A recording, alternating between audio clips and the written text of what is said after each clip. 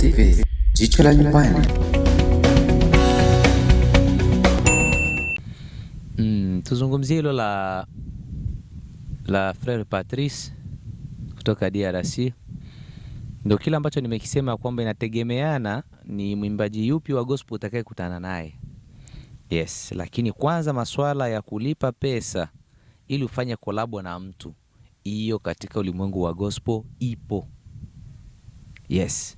Frere Patrice siku hiyo hakujisikia watu walipia neno la Mungu. Na tukienda kiuhalisia neno la Mungu alinunuliwi. Kwa hiyo huyo ni yeye. Lakini hapa nyumbani kwetu tunashuhudia kuna concert zinaandaliwa.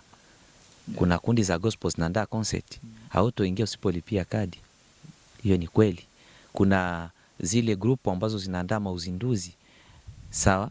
Waliingia studio, wakarekodi, wakaenda location, wakashuti. Kwa sawa wanataka kazi izagae sasa katika ulimwengu wa mtandao, watu wapate kujua pale kulikuwa kunafanyika kitu fulani. Wanaandaa uzinduzi. Huo uzinduzi watu wanaingia wanalipia. Watu wanalipia. Na kulipiza huko si kwamba wanalipiza ili tu wajaze tumbo zao, hapana. Walio wengi wanalipiza kwa maana warudishe zile gharama ambazo zilifanyika zikaleta hii albamu. Tujitahidi basi tukae chini tufanye nini ili zile gharama zirudi, huenda kesho tunaweza tukatoa albamu nyingine. Ni katika mfumo huo. Sawa, ni katika mfumo huo. Kwa hiyo Frere Patrice alifanya hicho, ni yeye anajua kwa nini alifanya vile. Na tukirudi kwa swala la collab, ndio kile ambacho nilikwambia. Kuna collab zinazofanyika bure bro. Yes. Bure bila chochote. Bila chochote, hizo collab zipo. Huko siko kwa maana sijui ulimwengu ukoje na okay. Lazima niongelee huo ambao mimi kwa maana huu mimi mwenyewe na uishi. Okay. Yes. Kwa hiyo kuna collab ambazo zinafanyika bure. Ndio kile ambacho nilikwambia kwamba ndugu mtazamaji, ikiwa wewe ni mwimbaji wa gospel ukihitaji collab na mimi, sawa, njoo kwanza tukae chini tuzungumze. Yawezekana tukafanya bure, inawezekana. Kwa hiyo ni mazungumzo. Sawa, mahusiano yako wewe na yule unayemuomba collab yakoje? Yes, mmeongeaje? Ulimuonyeshaje nia na haja ya moyo wako? Kwa maana sitokuficha ndugu mtangazaji, sote hapa ambapo tulipo tuliwezeshwa. Okay. Tuliwezeshwa. Ni wachache ambao wanaweza wakajipiga kifuani ya kwamba nilizaliwa tu nikakurupuka. Ndio ni kipaji, lakini kipaji lazima kiwe na mtu atakaye kuelekeza. Sote tulielekezwa. Ndio kwa maana hapo awali nilisema kwamba Mungu aendelee kuwabariki na kuwalinda vizuri wale ambao waliniwezesha kiuimbaji na kunifikisha mpaka hapa nilipo. Mungu aendelee sana kuwabariki. Tuliwezeshwa, si kwa bure. Kwa hiyo mtu akija kwangu mimi akisema kwamba naomba collab, sawa, hakionyesha nia. Huyu ana nia ya kufanya kazi. Sasa kwa nini tukose kufanya kazi naye kisa tu pesa? Na hiyo inategemeana na mtu. Wapo wale ambao kabisa ni stop kick. Hatutofanya kazi au hujanipa angalau. Kwenda studio ni shida. Hatuwezi tukaenda studio au hujanipa angalau. Sawa, tumeenda studio, tumemalizana studio. Tushuti video, twende location, inakuwa ni shida. Inakuwa ni shida kabisa. Hao watu wapo, hawezi ukafanya naye kazi bila kumpa chochote. Na hicho nilisema kwamba inategemeana mtu anachukuliaje uzito wa kazi yake. Uzito wa kazi yake. Kuna watu wengine ili kufikia hapa bro walihangaika. Sio kiurahisi. Wapo wale ambao walilala njaa ili nipate tu pesa za kwenda nazo studio. Wapo wale ambao walilala mitaroni.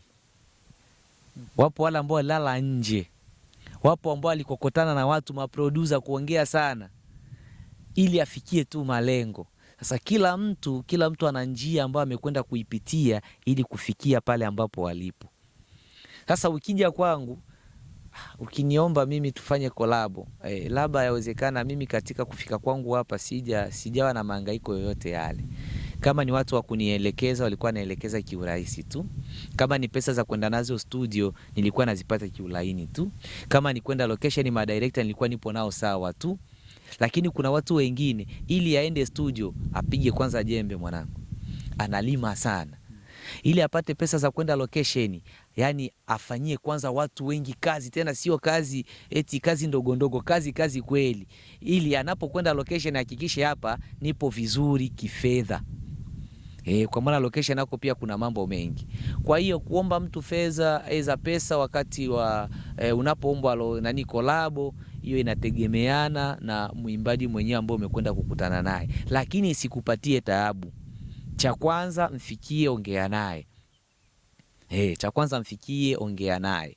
Lakini waimbaji wenzangu wa gospel, tutakachotambua na tutakachoelewa kwamba tunachokifanya sio biashara. Hii hapa ni huduma, na ikiwa ni huduma tunatakiwa tuwezeshe wengine ili wawe wahudumu kama sisi. Yesu alipokuja hapa duniani aliitwa mwalimu. Mwalimu maana yake ni kutoa ulichonacho kumpatia mtu mwingine, ili kesho na yeye pia hicho ambacho ulimpatia akawape watu wengine. Hiyo ndo kazi ambayo tunayo. Kwa hiyo tusikose kufanya kazi kisa nini? Kujionyesha tu. Yawe tu ni maonyesho, nilifanyaga kazi na fulani, wengine inakuwa ni matangazo, yule nilifanyaga naye kazi bure yule. Yule si kitu bana, yule wewe nenda tu kaongee naye tu. Sasa wanakuchukulia kama vile simple. Hiyo nayo ni njia mojawapo inayosababisha wasanii wengi wa gospel kusema kwamba hutofanya collab na mimi bila pesa, ili tuchukulie nini? Uzito wa kazi. Unajua elimu nao pia ikitoka bure hivyo waga haina uzito. Lakini ikiwa mwanao unampeleka shule na pale unatoa kidogo, utamlazimisha soma baba, kwa maana una uchungu wa pesa. Akichelewa unaumia. Mimi natoa pesa usoma alafu unachelewa, utaumia. Kwa ikiwa wasanii wengi wa gospel wanakwenda kufikia sehemu hiyo, aidha stage hiyo ya kusema kwamba utafanya kazi na mimi bila kunipa pesa, hiyo nayo pia inaweza ikawa inachangia kwa wale wanaokuja kuomba collab. Watu wengine wanakuja kuomba collab tu ili aonekane, lakini hana nia na madhumuni. Ya ndugu mtazamaji wa Abedi TV, endapo unafanya gospel, ndugu Jean Ndale, mtumishi wa Mungu, anakukaribisha. Ongea naye tu kichali sana hivi, basi mtaelewana na kila kitu kitakuwa sawa. Lakini kuna message hapa ya jamaa. Kuna jamaa anaandika message hapa, yuko Marekani, huyu anaitwa Elias Raymond. Anauliza, anasema kwamba brother huyu nyimbo zake zinaiti sana, hata hapa Marekani tunazipenda sana, tunaziweka kwenye status. Na appreciate sana nyimbo zake. Unachukuliaje ukiona nyimbo yako iko kwenye status ya mtu anaiweka nyimbo yako, anacheza, anafurahia wimbo wako, unajisije wewe? Kiukweli bila kudanganya ndugu mtangazaji, mimi ninapoona mtu anacheza wimbo wangu sehemu, aidha imewekwa sehemu kwenye status, Facebook, sijui Instagram na wapi, waga namshukuru Mungu kwa hilo, kwa maana mojawapo ya ndoto inatimia. Nimesema hapo awali ya kwamba nia na lengo katika ulimwengu wa gospel kwangu mimi ni kutaka injili ienee popote, hata sehemu ambayo mimi sijafika, lakini injili ifike kupitia mimi. Hiyo inakwenda kunipatia elimu, inakwenda kunipatia moyo wa kusema kwamba kile ninachokifanya kinaendelea kusonga mbele. Na kiukweli kabisa mimi naendelea sana kuwashukuru wale wote ambao waga wanafuatilia kazi zangu, wanajisikia kuzisambaza kwa media mbalimbali. Waga nashukuru sana kwa hilo.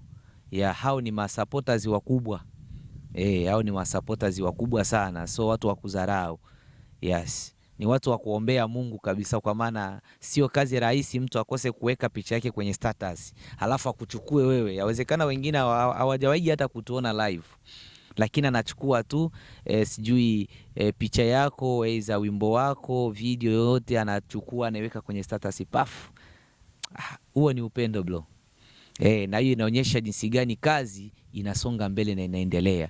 Kikweli mimi niseme tu Mungu aendelee kuwabariki nyinyi wote ambao mnakwenda kutushika mkono, mnakwenda kutusapoti kwa staili hiyo. Mungu azidi kuwabariki. Mimi waga najisikia furaha sana, sio siri. Kiukweli ndugu mtumishi wa Mungu Jean Ndale, kazi unayoifanya kiukweli unatimiza baadhi ya malengo yako, kwamba injili enee, na kama gisi Yesu alivyotuamuru kwamba tuieneze injili tuitapakanye sehemu yote. Lakini kuna message nyingine hapa. Ana na Gaeba yuko Marekani pia. Yaani watu wa Marekani wanakufuatilia sana. Anasema kaka huyu nampenda sana kwa staili ya uimbaji wake. Sikuwa naamini kwamba ni Mkatoliki kabisa. Imekuwaje kafanya kazi hii kirahisi rahisi hivi kama ambaye si Mkatoliki? Unasemaje hivyo? Hilo swala la imani ndugu yangu, hiyo ni challenge kubwa sana ambayo watu wanayo akilini mwao kunihusu mimi.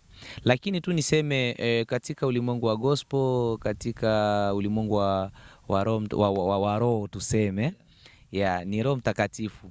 Yes, ndo nazungumzia hapo, ni kwamba hamna mgeni. Hakuna mgeni. Mimi nikienda Methodist najisikia nipo nyumbani, nikifika Sepake niko nyumbani, Pefa niko nyumbani, Kadafe niko nyumbani, ili mradi pale ambapo panatajwa tu jina la Kristo. Na kwa wale ambao wanaelewa na kutambua kwamba Yesu ndo mwokozi wa maisha yao, hapo mimi nipo. Kwa hiyo mimi niseme kwamba watu wasidadisi sana kuhusu swala la imani. Wasidadisi sana kuhusu swala la imani. Mungu ndugu yangu ana mambo yake. Mimi mwenyewe nimesema waga sijielewi nilianzeje kazi hizi. Aliyakuwa imani yangu ndo hivyo na staili zake za uimbaji zinajulikana. Yes, ziko hivyo, lakini cha msingi tu tushikane mkono kwa mkono, tuendeleze huduma hii. Tusiangalie huyu ni Mkatholiki, huyu sijui anaimba wapi, sijui anaimba wapi. Tusiangalie hicho. Ili mradi tuhakikishe tuhakikishe huduma ya Mungu hii inasonga mbele. Na ndio kwa maana nilipiga wimbo wa tuwe umoja. Hatutaki kubaguana. Ya mtumishi wa Mungu Jandale Bon Berger, mchungaji mwema. Kuna watu wangetaka kujua ili ufikie hapa, challenge gani ambayo umeipitia mpaka ufikie hapa mahali ulipo? Ni kweli si rahisi mtu katoka hapa kafika hapa, ni lazima katikati ya njia kuna mambo ambayo, ugumu gani ambao uliupata au challenge gani ambayo ulipata kwenye kazi yako hii? Challenge zipo tena nyingi tu. Challenge ya kwanza katika mazingira yetu haya ilikuwa ni challenge ya kupata support, hususan sana kifedha. Kwa maana unaweza ukapata idea wimbo kauandika, lakini utaupeleka wapi ikiwa una pesa za kwenda studio? Yes, umekwenda studio ndio, utapataje pesa za kwenda location? Inakuwa ni shida. Hiyo ni challenge mojawapo ambayo ilikosti. Yes, ilizingua sana. Ni challenge mojawapo ambayo ilisumbua sana. Ilisumbua sana. Ilifikia hatua mtu anafika sehemu anakata tamaa bro. Unasema kwamba hapa hii kazi bana mtu angeacha tu. Lakini kilichomo ndani ndio kipaji. Hakikupi nafasi ya kusema kwamba uache. Hakikupi nafasi. Lakini pia challenge zingine, unajua nyumbani tunaishi ni familia. Ili kukonvinsi wale wanaokuzunguka kukubali kazi unayoifanya ni challenge nyingine. Ni kazi nyingine, ni issue. Yaani mtu upo serious kabisa nakwambia mwanangu naimba. Yaani wewe unapoteza muda mwanangu, unapoteza muda. Njoo tufanye hiki tupate pesa. Wapo kabisa. Challenge ni nyingi. Sasa ukichukua pesa hivi, alafu kwetu sisi ambao tumeshakuwa na watu wengine ambao wanatutegemea sisi, inakuwa ni shida. Asipokuwa muelewa, mkewa iza mmeo, asipokuwa muelewa, kiukweli ni kazi. Hiyo ni challenge kubwa, lakini mimi kwa upande wangu niseme kwamba namshukuru kwanza mama wanangu, kwa maana mke wangu namshukuru sana, kwa maana ni miongoni mwa watu ambao wananishika mkono kwa kazi hii. Ingawaje mwanzoni ilikuwa ni shida, lakini ilifika sehemu akawa ameelewa na akanishika mkono. Kwa hiyo challenge zipo nyingi tu. Challenge zipo nyingi sana, siwezi nikazitaja. Ngoja nikukumbushe kitu kimoja. Naamini location, unapoingia location uko na director kule location. Challenge ipi unaiona kuwa ngumu sana kwako wakati unafanya shooting? Ninapofanya shooting ya video, challenge waga zipo. Mnapotoka nyumbani kwenda location, mnakuja mna idea fulani. Alafu mnapofika location kuna idea zingine waga zinajiongeza. Sasa waga ni vigumu idea ije nzuri alafu kuwe kuna ugumu fulani kuifikia. Hiyo inakuwa ni challenge. Kitu kile tunakitaka kionekane kwenye video hii ni kizuri, kinapendeza, lakini kukifikia pale ili tukipate, ndugu yangu, kikiomba fedha eza pesa, inakuwa ni challenge mojawapo ambayo ni ngumu sana. Yes.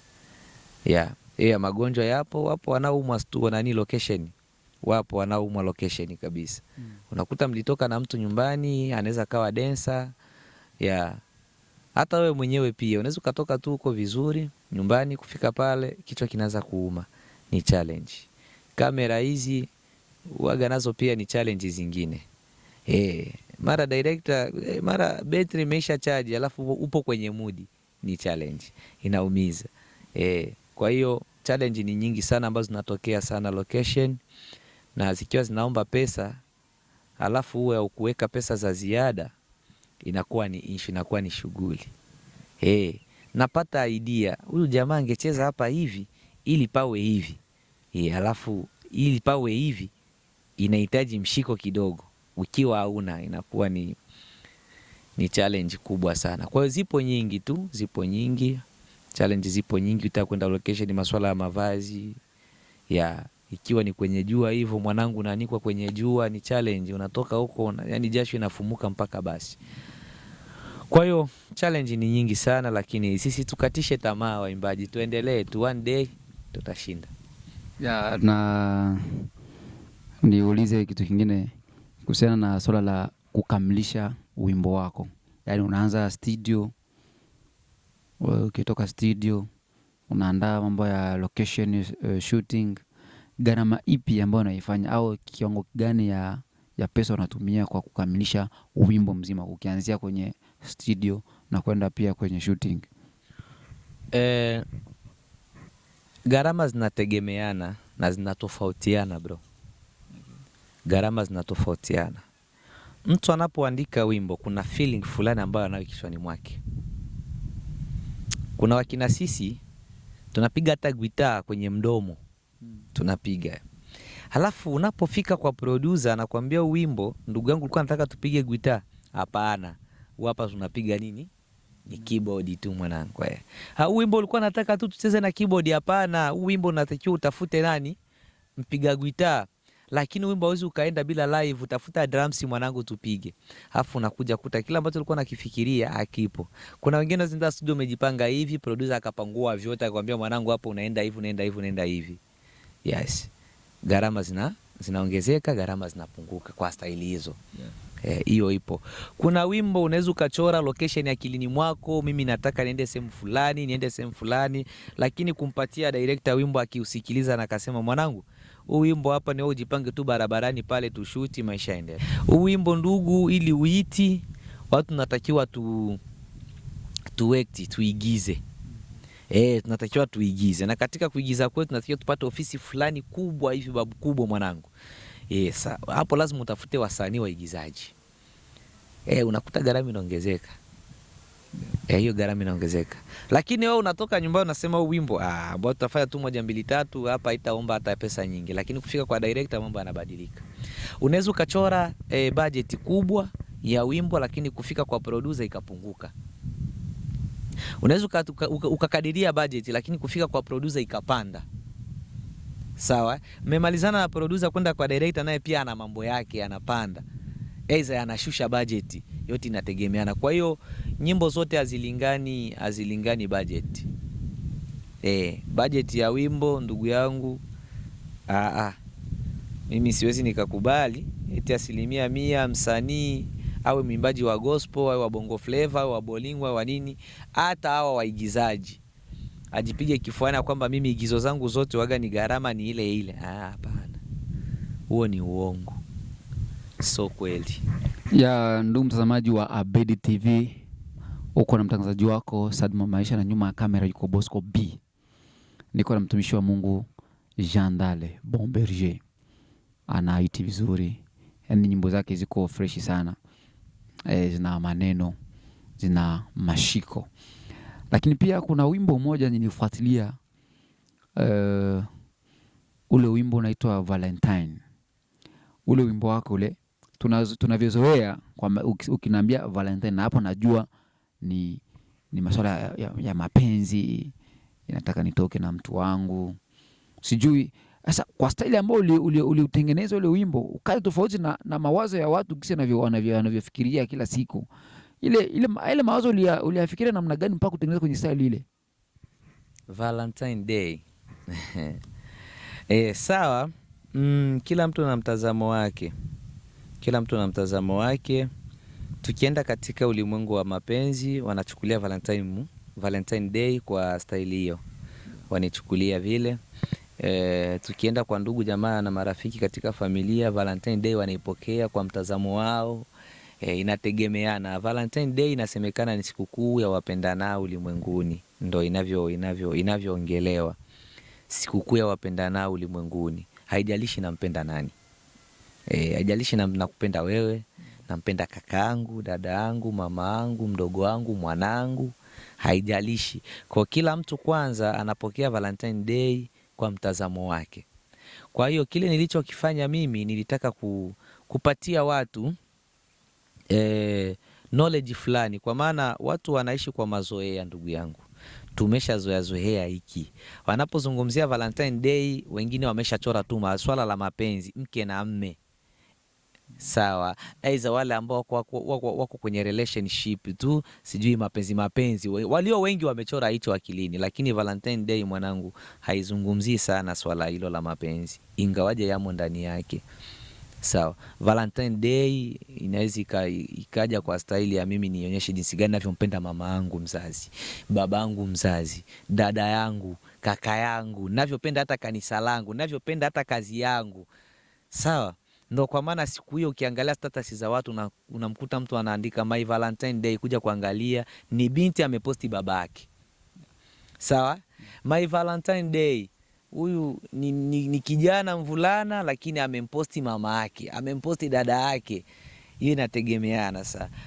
Ilibidi niandike vile ili nijaribu kuondoa akili za watu kule ambako wamekwenda kusetiwa tu kwa ajili ya Valentine Day.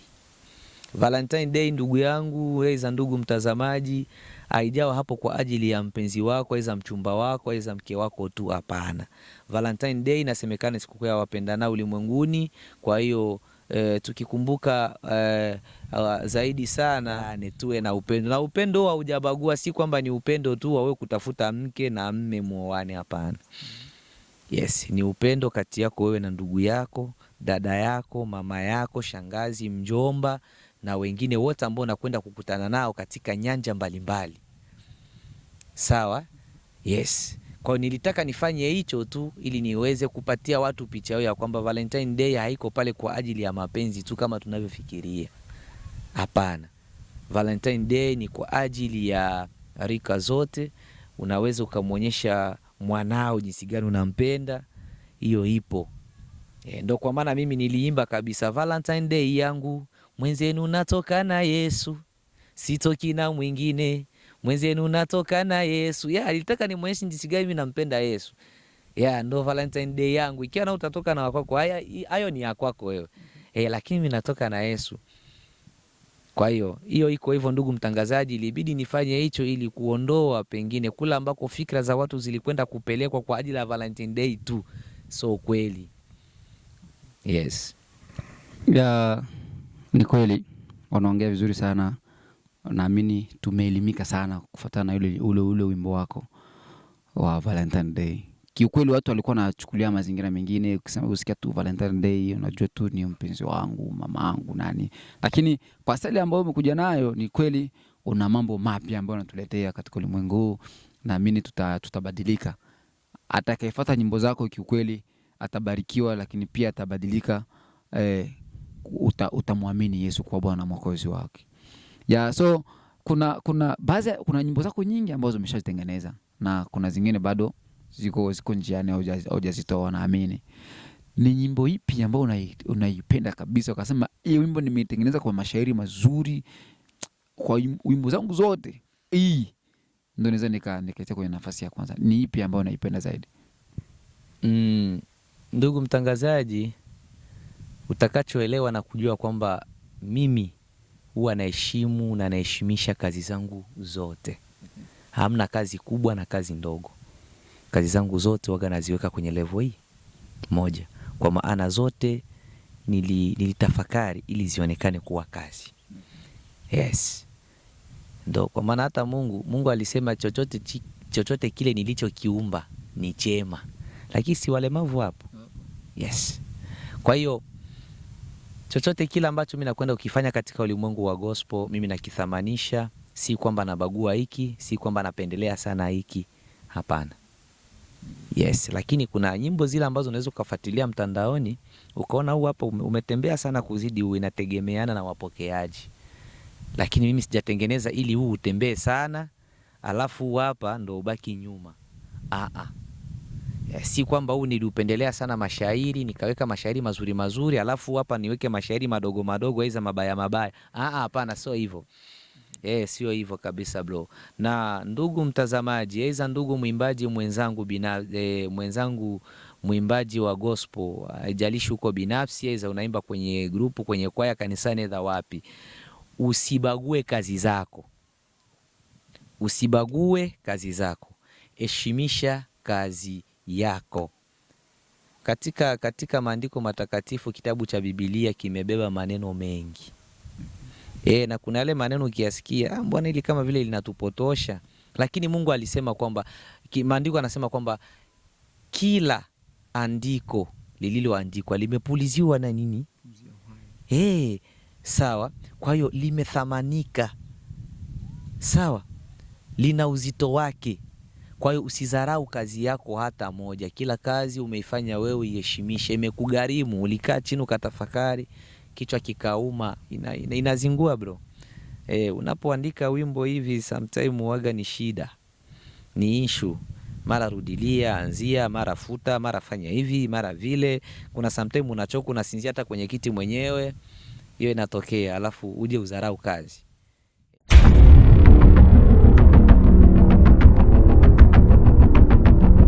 Abedi TV, jicho la nyumbani.